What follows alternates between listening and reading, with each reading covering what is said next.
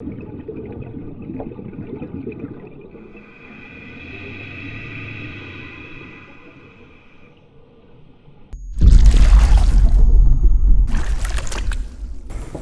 hello guys, and welcome back to another episode on the SAGA channel.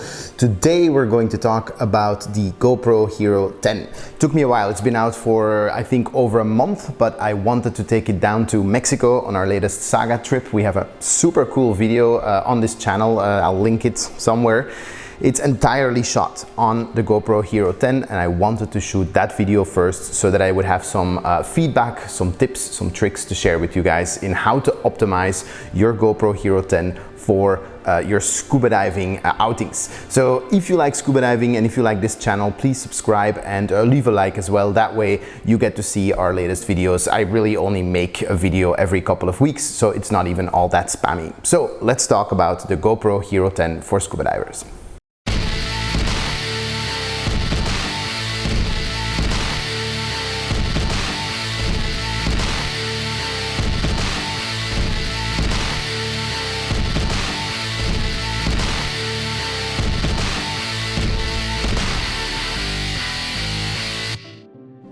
So let's review the GoPro Hero 10. So this was my first upgrade in a while. My last GoPro was the Hero 7 and just upgraded to the 10. Obviously the reason I waited a bit and really hesitated is because they are definitely shaped differently, and a lot of my accessories from the 7 don't carry over to the 10, but I finally did it. If you really want to find out all the specs, this is not really that video. There's a lot of videos out there unboxing and spec videos, but right off the bat you can see it has this front facing screen, which is of course really useful if you take a lot of selfies, and it does basically have improved specs in every other way. So higher definition, higher frame rates, so more slow motion capabilities, and improved stabilization features.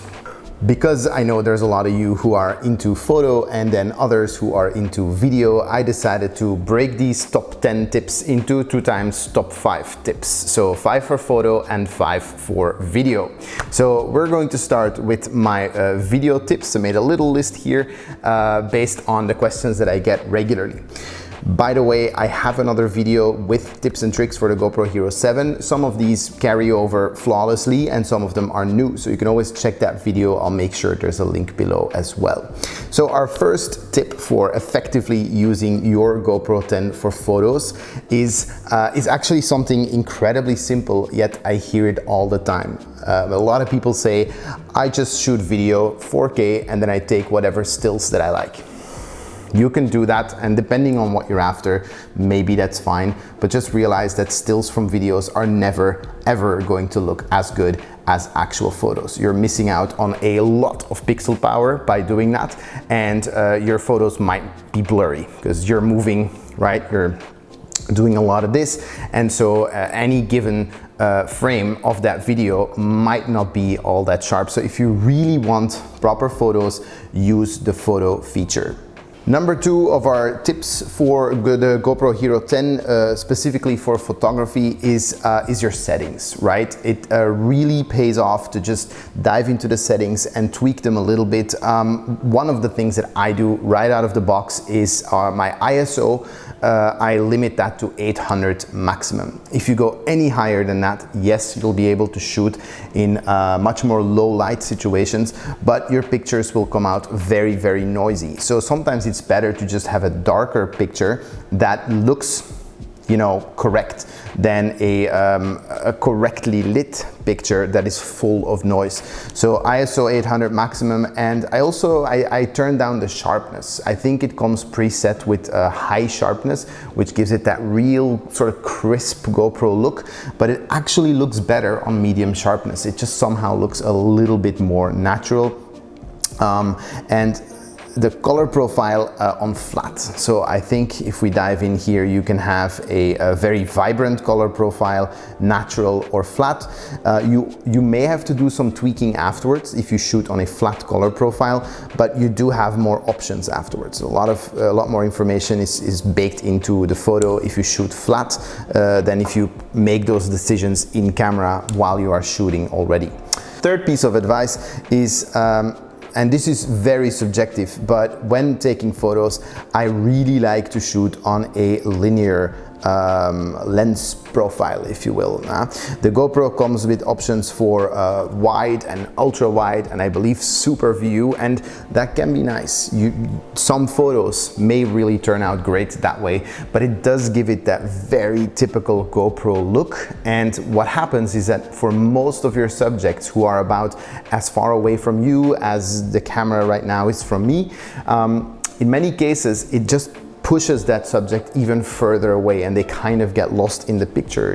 Maybe you have a friend, or maybe you have looked through GoPro pictures and thought, man, these all look sort of really far away and sort of general, right? It's very hard to get like nice close-ups, even though in close-up is where I find that the GoPro performs best. Not extreme close-up, but about 2 meters, 6 feet away from the subject, you can get really nice clear shots, but really only if your lens profile is in linear mode. The fourth tip that I would give you if you're going to use your GoPro 10 for underwater photography, and this one is again maybe low-hanging fruit, it's sort of the basics of any underwater photo and video introductory class, but try to shoot very close to the surface. The deeper you go, and everybody watching this channel probably knows this, the deeper you go, the more colors you lose, until you end up with nothing but sort of a green-blue grayish even image.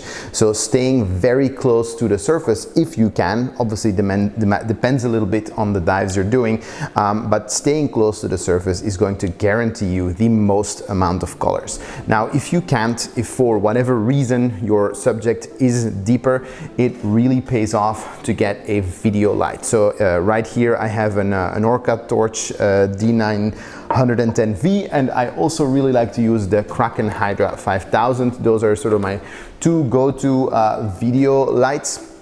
Very important that it's a video light and not a spotlight. A spotlight will illuminate a very specific spot very, very brightly, but it's going to really burn that piece of your image completely out. So using a video light might mitigate a little bit of that loss of color, but it is tricky because especially if you're dealing with strong lights, now you might end up in a very high contrast situation, which doesn't always look the best either. So it'll take some time to play around with that.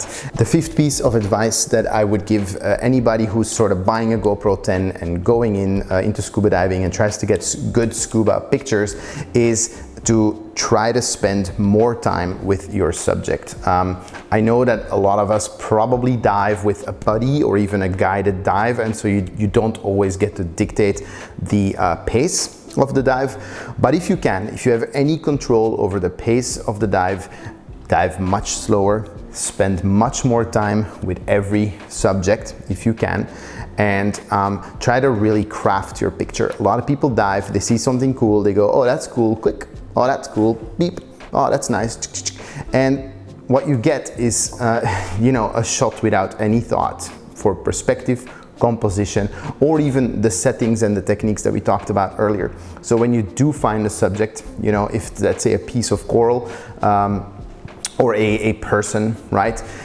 Try to stage it a little bit. Obviously you can't stage a coral, but you can stage yourself, right? You can decide where you are in relation to the coral. We all know that maybe shooting upwards a little bit usually gives us a nice blue background. Try to go through your settings maybe and make sure that they are set the way we discussed earlier. Play with your video light, try to see what looks best, but really take the time. It is very normal that you come back from a dive and maybe only have 1, 2, maybe 5 really good photos, and everything else is sort of repetition. Maybe you spend 20, 30, 40 attempts to take one good shot, so they're all going to be very similar but slightly adjusted. That's a very, very successful technique to walk away with a few much nicer photos instead of a lot of very average photos. Let's talk about 5 tips for the GoPro Hero 10, specifically for those of you who like to shoot underwater video. So how can you maximize this device if you want to get into underwater video? I shoot pretty much 100% of my underwater video on GoPros, whether it's the 5, the 7 or the 10. Those are the units that I owned. And people often ask me, what did you shoot the video on? Because for some reason it is inconceivable that we shot this on GoPro. So there's a few things you can do to really stack the deck in your advantage with your GoPro. The first one I would say is very similar to one of our previous photo tips, which is again, shoot linear. Don't shoot in super view or wide. Again, not saying that there aren't situations where that could be the thing to do. If you're in very tight spaces, maybe you're doing a rec penetration of some sort. But in most cases, we have come to subconsciously associate that immediately with GoPro footage, and it sort of, for some reason, looks less good, right? The edges are often very, very blurred because of that fisheye look. So shooting on linear gives you a much more high-end, much more realistic, in a way, quality, right? Second thing I'd recommend if you're shooting video on your GoPro Hero 10 underwater is to maybe bump up the frame rate. You could shoot in 60 frames per second, you could even shoot in 30 frames per second. I'm a big fan of shooting in 120. That actually allows me to slow the footage down by a factor of 4, right? If I slow the footage down by a factor of 4, now every successful second of footage becomes 4 beautiful seconds of footage. And because what we are filming underwater often is sort of slowed down anyway, time does seem to move differently underwater because of the water resistance and because what we're looking at is not something that we have a reference point to at the surface usually anyways.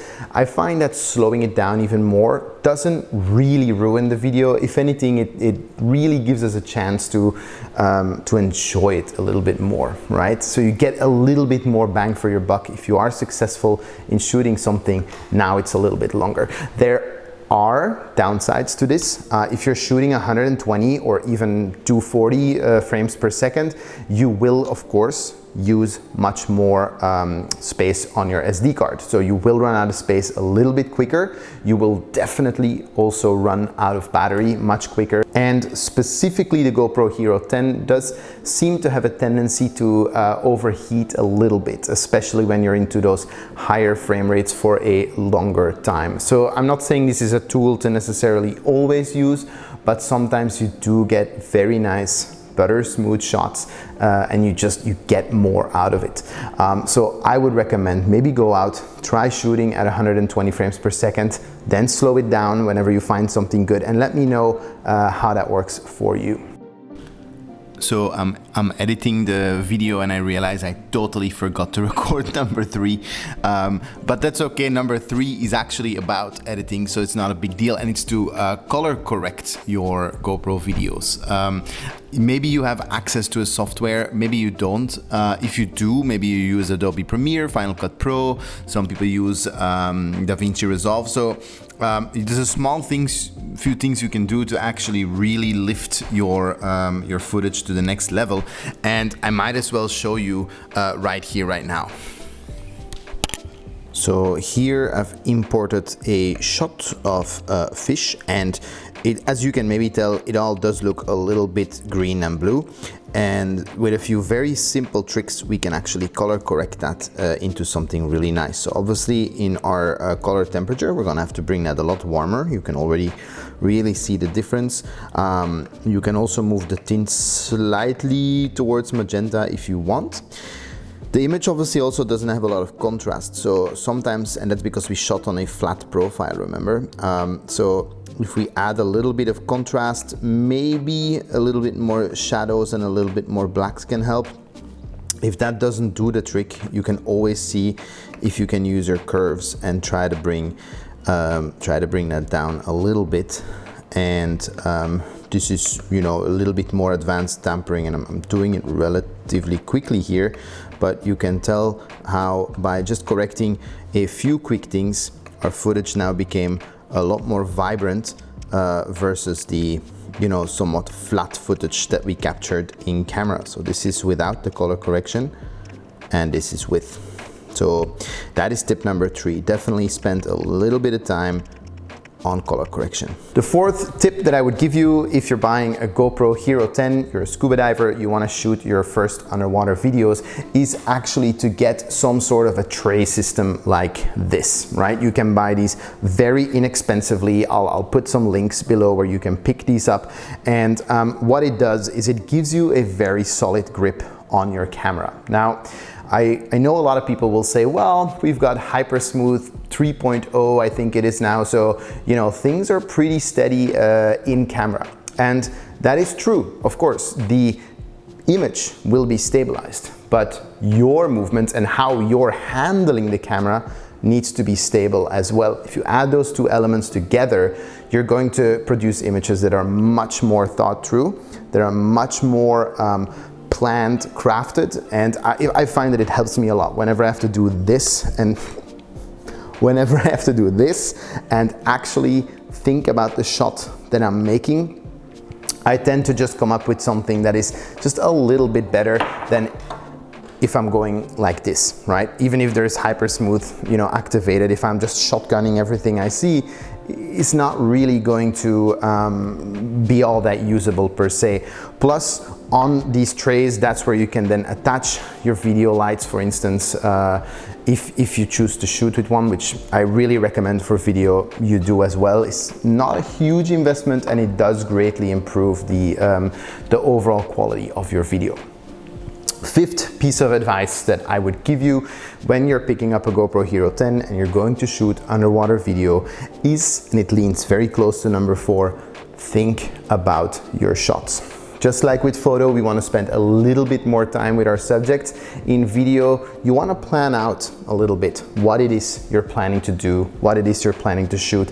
Think like a director, right? Don't go around shotgunning everything and then when you get back home, you've got 40 minutes of footage that you have to go through. Most people, truth is, end up not going through the footage at all, or sort of scroll through it once, you know, fast forward, and end up not really doing anything with it because it becomes very uneditable. If you think about your shots and how they relate to one another, right, you're gonna get a lot more usable material and a lot less of it, which obviously helps you afterwards in editing because the choices are sort of pre-made a little bit, right? Think shooting something really wide, shooting it a little bit closer, shooting it as close as the GoPro will allow it.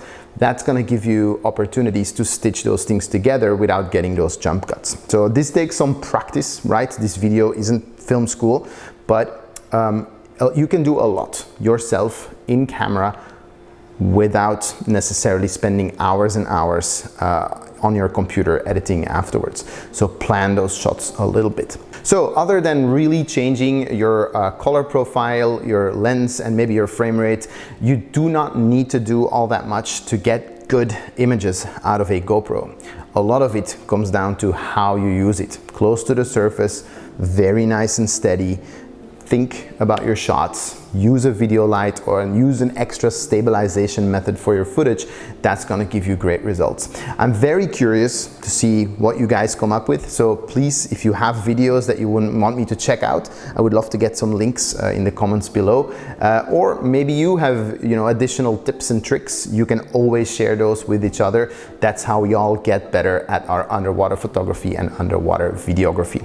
If you're still watching, guys, thank you so much. This was a bit of a longer video, but I really appreciate it, and I would definitely appreciate if you subscribe to the channel and maybe leave a like as well. That really helps these videos get to the top of your search rankings.